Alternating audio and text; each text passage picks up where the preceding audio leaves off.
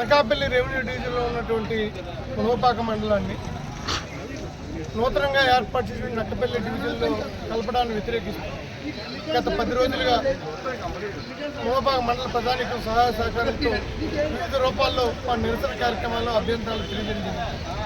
మొట్టమొదటిగా జిల్లా కలెక్టర్ గారికి మునగపాక మండలం నుంచి వెళ్ళి మా కిలోమీటర్ దూరంలో ఉన్నటువంటి అనకాపల్లి రెవెన్యూ డివిజన్ వదిలేసి 60 కిలోమీటర్లు ఉన్నటువంటి నక్కపల్లిలో కలపడం వల్ల రైతాంగానికి కానీ ప్రధానికి కానీ చాలా ఇబ్బంది అవుతుంది.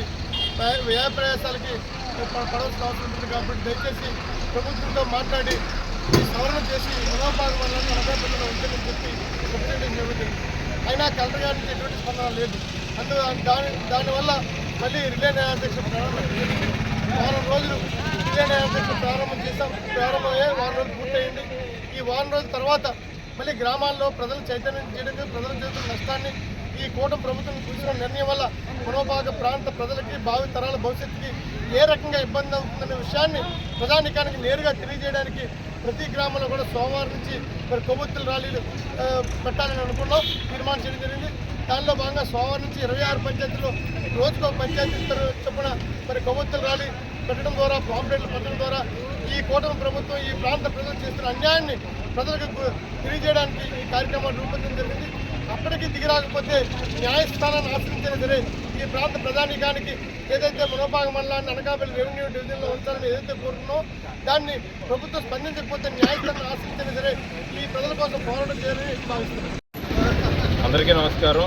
ఈరోజు మునగపాక మండలంలో బొడ్డేడు ప్రసాద్ గారి ఆధ్వర్యంలో మునగపాక మండలంలో ఉన్నటువంటి 26 పంచాయతీలు కూడా వైఎస్ఆర్ కాంగ్రెస్ పార్టీ నాయకులు, సర్పంచులు, ఎంపీటీసీలు గత 6 రోజులుగా కూడా ఏదైతే నక్కపల్లి రెవెన్యూ డివిజన్ కొత్తగా ఏర్పడిందో అందులో మునగపాక మండలాన్ని కల్పించిన దాన్ని వ్యతిరేకిస్తూ గత 6 రోజులుగా కూడా మా నాయకులందరూ కూడా రిలే నిరాహార చేస్తున్నారు. దీనికి మద్దతు ఇస్తూ అనకాపల్లి నుంచి మా అనకాపల్లి నియోజకవర్గం నుంచి అనకాపల్లి మండలం, కృష్ణకోట మండలం, అనకాపల్లి పట్టణం నుంచి కూడా వైఎస్ఆర్ కాంగ్రెస్ పార్టీ నాయకులందరూ కూడా వాళ్ళకి మద్దతు తెలియజేయడం జరిగింది. ఏదైతే ప్రభుత్వం తీసుకున్నటువంటి నిర్ణయం ఉందో దీన్ని వెనక్కి తీసుకొని మునగపాకకి అనకాపల్లి 5 నిమిషాలు ఇక్కడ రైతులు కానీ సాధారణ ప్రజలు కానీ మునగపాక నుంచి అనకాపల్లి వెళ్ళాలంటే 5 నిమిషాలు 10 నిమిషాలు వెళ్ళవచ్చు. వాళ్ళకి ఏ పనైనా కానీ ఎంఆర్ఓ ఆఫీస్లో కానీ లేదంటే ఎంపీ ఆఫీస్లో కానీ ఈ రెవెన్యూ డివిజన్లో ఉన్నటువంటి పనులన్నీ కూడా వేగంగా జరుగుతున్నాయి.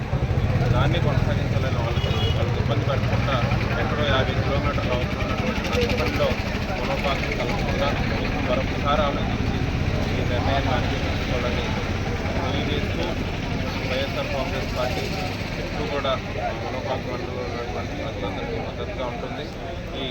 ఈ కార్యక్రమాన్ని ఈ నిర్ణయాన్ని వెనక్కి తీసుకునేంత వరకు కూడా వైఎస్ఆర్ కాంగ్రెస్ పార్టీ పోరాటం చేస్తుంది. వైఎస్ఆర్ కాంగ్రెస్ పార్టీ ప్రజలు